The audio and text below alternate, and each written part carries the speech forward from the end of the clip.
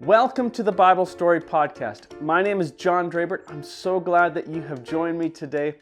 Over the next few episodes, we're going to be looking at questions Jesus asked people. And it would be good for us to answer these questions, or at least think about these questions for ourselves. So today we're going to be looking at a story where Jesus is crossing the Sea of Galilee, a storm comes up, and he ends up asking the disciples, "Why are you afraid?" This story is found in Mark chapter 4, verses 35 to 41. Let me read it for you. As evening came, Jesus said to his disciples, "Let's cross to the other side of the lake." So they took Jesus in the boat and started out, leaving the crowds behind, although other boats followed. But soon a fierce storm came up. High waves were breaking into the boat, and it began to fill with water. Jesus was sleeping at the back of the boat with his head on a cushion. The disciples woke him up, shouting, "Teacher, don't you care that we're going to drown?" Then Jesus woke up, he rebuked the wind and said to the waves, "Silence, be still."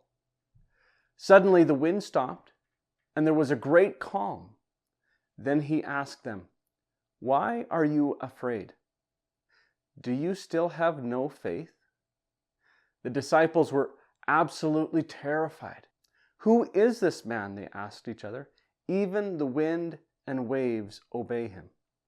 So there's a few things going on in this story that I think we should highlight. First, the disciples were afraid, and they thought they were going to drown. These, not all, but many of these disciples were experienced fishermen. They had been on the Sea of Galilee for many, many years growing up with their fathers and their brothers and uncles, and they knew how to get through bad storms and find safety. So these were not inexperienced men who were with Jesus in this boat.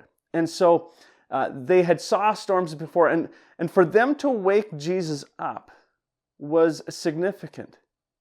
It meant that this storm was beyond their ability to control the boat and keep things safe. They were truly afraid. For them to be waking Jesus up was significant. Now, as experienced fishermen, they felt their desperate need for Christ, their desperate need for Jesus to intervene in this situation. And I think that's really quite interesting, that there are times when we all feel like we're in control, and yet all of a sudden we're out of control and we need Jesus to intervene in the midst of a situation that we thought we could handle. Okay, the second thing that's going on here is that these disciples, in the midst of their fear, they are expressing it with frustration and anger, which is quite interesting because I think we still do this today. Many of us who are afraid, especially guys, we express many of our emotions simply with the default of anger or frustration or annoyance with others. And actually something else is going on underneath that. So they challenge Jesus, his love and care for them, and they say this, "Teacher, don't you care that we're going to drown?"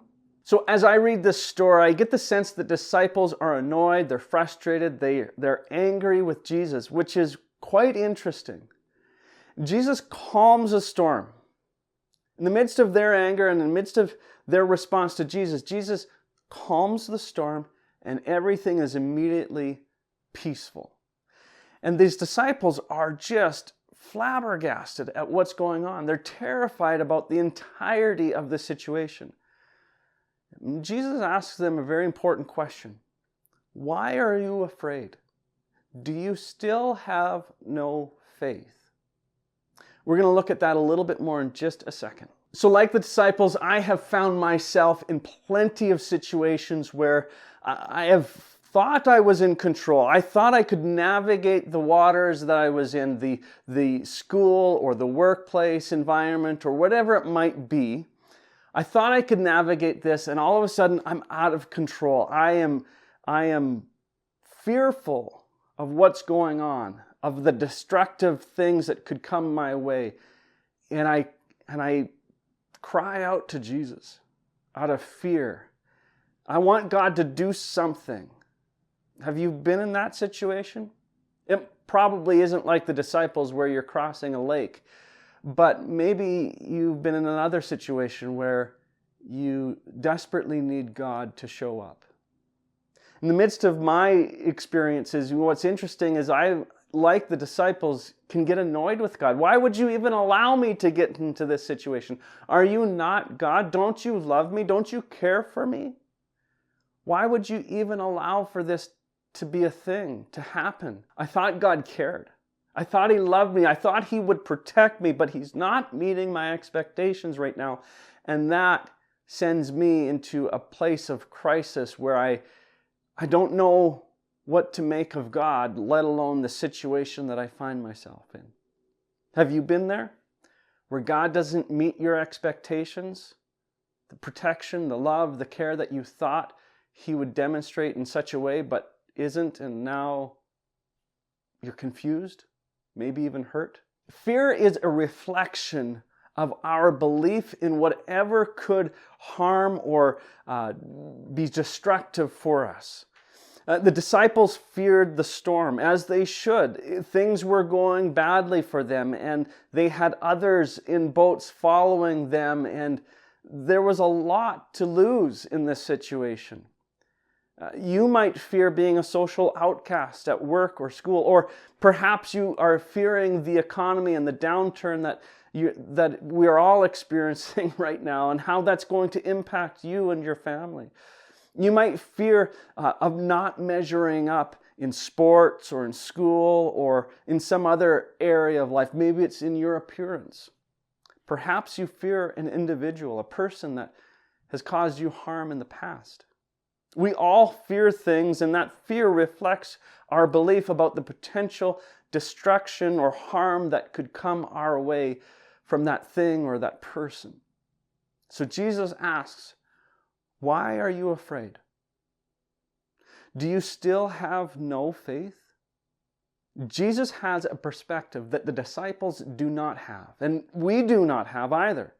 Jesus expected the disciples to have this perspective, or at least a part of it, but they didn't. Why could Jesus be at peace, sleeping on a cushion, while the disciples were fearful, panicking, even upset that He wasn't fearful with them? Jesus experienced peace in the midst of the storm. And He could experience this peace because He had a perspective, He had an understanding of who God is that the disciples and we do not. Jesus' perspective was this, that God is greater than the things we fear. His love for you is greater. His power is greater. His perspective is greater. His plans are greater than the things we fear. So no matter what we experience, whether it be hardship or difficulty or pleasant waters, God is greater than the things we fear. Let's get into some discussion questions now. Question number 1. What do you fear that you wish God would take care of and fix? Hit pause and discuss.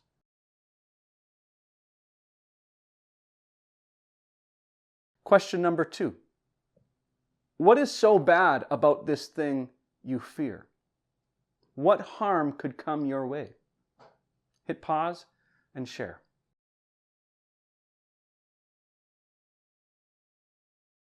Question number 3. What perspective did Jesus have that you need to remember? And how will this help you grow your faith in God? Hit pause and share.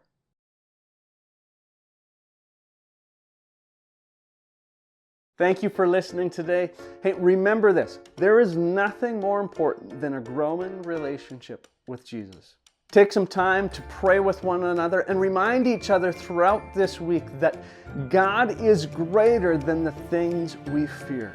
Summer camp is just a few weeks away. For those of you who are registered, I can't wait to see you here at Covenant Bay Bible Camp.